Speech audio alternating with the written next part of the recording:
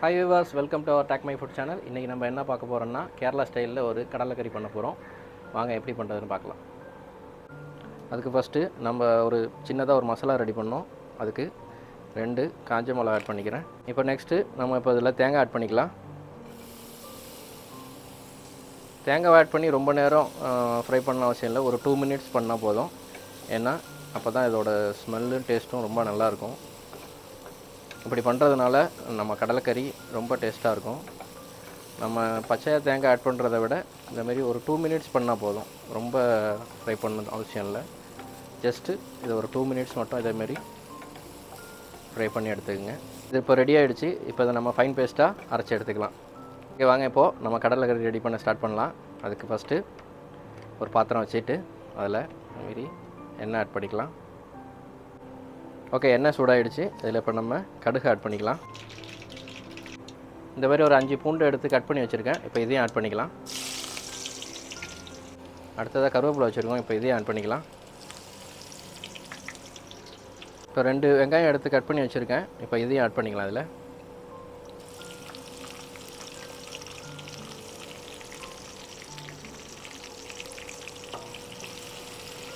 வெங்காயம் இந்த ஸ்டேஜில் வந்துருச்சு. இப்போ நம்ம இதில் உப்பு ஆட் பண்ணிக்கலாம்.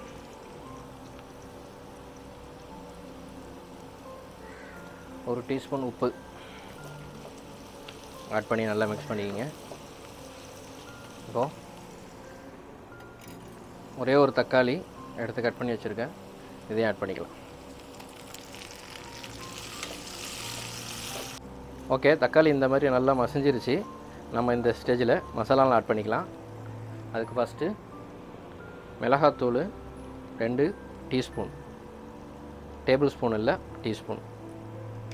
அடுத்தது மல்லித்தூள் 1 டீஸ்பூன், மஞ்சத்தூள் ஒரு 1/4 டீஸ்பூன், பெப்பரு ஒரு 1 டீஸ்பூன். அடுத்ததாக ஜீரகம் 1 டீஸ்பூன். ஃபைனலாக ஒரு 1/4 டீஸ்பூன் கரம் மசாலா ஆட் பண்ணிக்கலாம். இப்போ நல்லா இதை மிக்ஸ் பண்ணிக்கலாம்.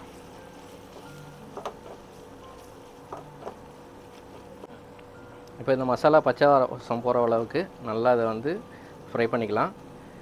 அடுத்ததாக பார்த்தீங்கன்னா நான் ஒரு கப்பு கொண்டக்கடலை எடுத்து அதை ஊற வச்சுட்டு நல்லா வாஷ் பண்ணியிருக்கேன். வாஷ் பண்ணுறப்போ ஒரு 3-4 தடவை வாஷ் பண்ணிக்கிங்க. ஏன்னா நம்ம இந்த தண்ணியை தான் அப்படியே யூஸ் பண்ண போகிறோம். பாருங்கள் குக்கரில் இதேமாரி போட்டு நல்லா ஒரு 6 விசில் வச்சு இந்த கடலை வேக வச்சு வச்சுருக்கோம். பாருங்கள் கடலை இந்த ஸ்டேஜில் நல்லா வெந்திருக்கணும். பாருங்கள் நம்ம மசாலாலாம் நல்லா குக் ஆகி எண்ணெய் பிரிஞ்சு வந்திருக்கு. இந்த ஸ்டேஜில் நம்ம வேக வச்ச கடலையை இதில் ஆட் பண்ணிக்கலாம்.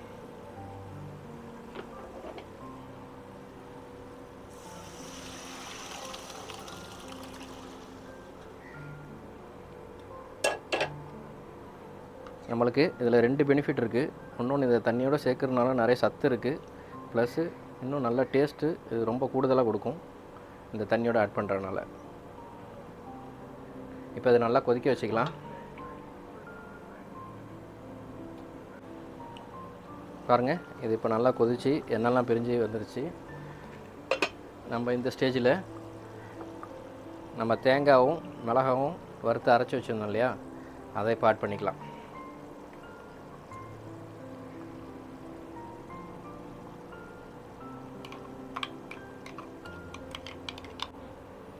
தேங்காய் ஆட் பண்ணிவிட்டு ரொம்ப நேரம் கொதிக்க வைக்க வேணாம். ஒரு 5 மினிட்ஸ் மட்டும் கொதிச்சா போதும்.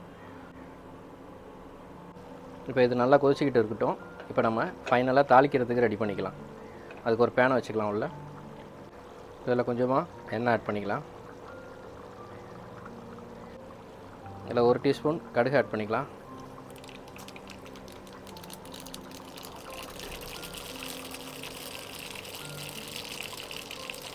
கருவேப்பிலை,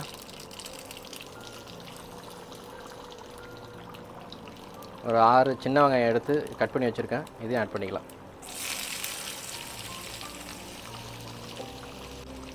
இதை நல்லா ரோஸ்ட் பண்ணிக்கோங்க. வெங்காயம் நல்லா பொரியணும், ப்ரௌனிஷாக ஆகணும். பாருங்கள், இந்த மாதிரி நல்லா ப்ரௌனாக ஆனதுக்கப்புறம் இதை அப்படியே நம்ம இந்த கடலையோடு ஆட் பண்ணிக்கலாம்.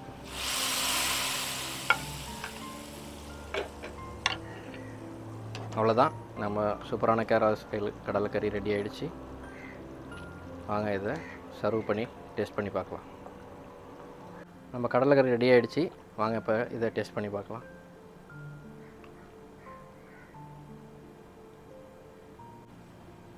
இது கூட இப்போ இடியாப்பம் ரெடி பண்ணி வச்சுருக்கோம்.